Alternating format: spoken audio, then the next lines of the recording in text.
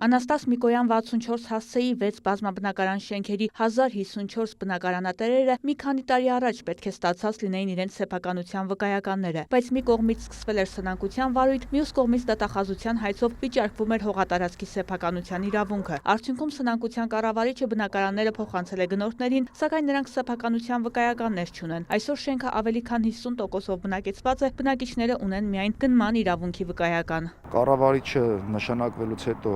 հանդիպել է բնակիչների հետ, կատարվել են փաստաթղթերի գույքագրումներ, բոլորը ներկայացրել են իրենց փաստաթղթերը,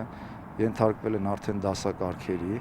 համապատասխան փաստաթղթերից ելնելով եւ ըստ հերթականությամբ արդեն պետք է ստանան իրենց վկայականները, իհարկե օրենքի հնարավորությունից հետո։ Նախ 4000 հեկտար հողատարածքի վերադարձման պահանջ, այնուհետև կառուցապատողի թերացման հիմքով տույժերի սահմանում եւ նրա հաշվին վճարված գումարների սառեցում։ Շենքերի հետ կապված հարցերը լուծելու համար այս ամենը քայլ առ քայլ իրականացրել են, վստահեցնում է 300 բնակիչների շահերի պաշտպանությամբ զբաղվող իրավաբանական ընկերության ներկայացուցիչը։ Սեփականաշնորհման եւ կառուցապատման ոչ ենթակա ժամանակ եղել այդ տարածքները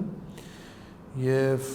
այդ հիմքով հենց հայցադիմումը վարույթեր ընդունվել եւ նաեւ վճիռ կայացվել եւ ամբողջ հողամասը սեփականությունը գրանցումներ համավեր ճանաչվել։ Քանի որ ունենք վարչական դատարանի կողմից կայացված դատական ակտ, որի արդյունքում հնարավոր չէր պետական գույքի գրանցումը, գույքի սեփականության իրավունքի փոխանցման ակտը չէր ստանում պետական գրանցում, վկայական չէին ստանում քաղաքացիները, կառավարության կողմից այս հարցը քննարկվել է բազմաթիվ անգամ։ Վիճարկվում էր հողամասի նկատմամբ կառուցապատողի սեփականության իրավունքը։ Եվ կադաստրի կոմիտեն արդեն այդ փուլից սկսած, երբ որ իմացել էր այդ դատական ակտի առկայության մասին, այլևս չէր գրանցում այդ բնակիչների սեփականության իրավունքը, ովքեր ունեին այդ շենքում գնման իրավունք եւ ուզում էին այդ բնականները ձեռք բերել եւ կասեցնում էին այդ անձանց սեփականության իրավունքի գրանցումները։ Ըստ էության առաջացել էր փակուղի, այլ ելք չէր մնացել, քան օրենսդրական փոփոխությունները։ Ուստի ազգային ժողովն ընդունել է Արդարադատության նախարարության առաջարկներն ու փոփոխություններ կատարել քաղաքացիական օրենսգրքում։ Մենք ասում ենք, որ սա այս դատական վեճի առկայությունը խոչընդոտ չէ, որ քաղաքացիները ստանան իրենց սեփականության իրավունքը բնակարանի կամ ոչ բնակելի տարածքի նկատմամբ, եթե ունեն պայմանագիր, օրինական վճարումներ իրականացրել են, դա այս օրենքը թույլ է տալու, որ իրենք կարողանան ստորագրել փոխանցման ակտը եւ դրա հիման վրա գնալ եւ կադաստրում գրանցել իրենց սեփականության իրավունքը բնակարանի կամ օրինակ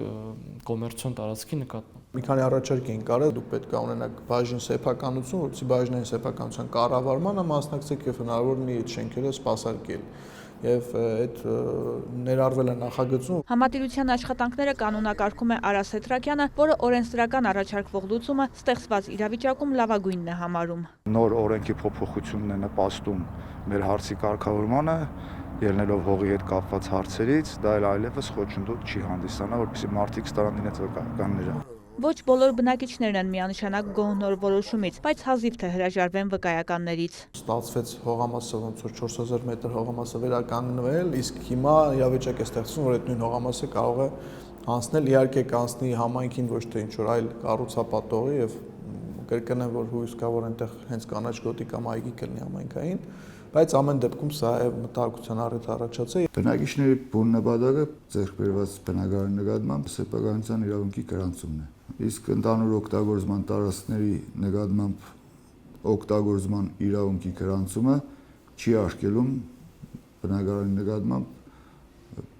100% տիրապետման իրավունքները։ Կարող են վաճառեն, ինչ գործարք կուզեն անեն։ Բայց դեռ վիճարկվում է հողի սեփականության իրավունքը, ինչ է ասում օրենքն այս դեպքում։ Եթե դատական վեճով օրինակ պետական մարմինը կամ դատախազությունը կպարտվի դատարանում եւ կմնա այն իրավիճակը ինչ որ կար, ապա այդ գործի ավարտից հետո հողամասի օգտագործման իրավունքը կփոխակերպվի սեփականության իրավունքի։ Հիմա եթե հակառակն է, այդ դեպքում կառավարությանը հնարավորություն է տրվել այս օրենքով, որպեսզի կառավարությունը սահմանի հատակագիծ սխեմա։ Սխեմայում կլինեն շենքի զբաղեցրած ու անհրաժեշտ սպասարկման համար նվազագույն տարածքները, որոնք կդառնան անձեռնմխելի, անկախ դատական ելքից կերաշխավորվեն բնակիչների իրավունքները բնակարանի եւ նշված սխեմայի շրջանակներում հողամասի նկատմամբ։ Վարդուհի Արզումանյան, Արման Թովմասյան, լուրեր։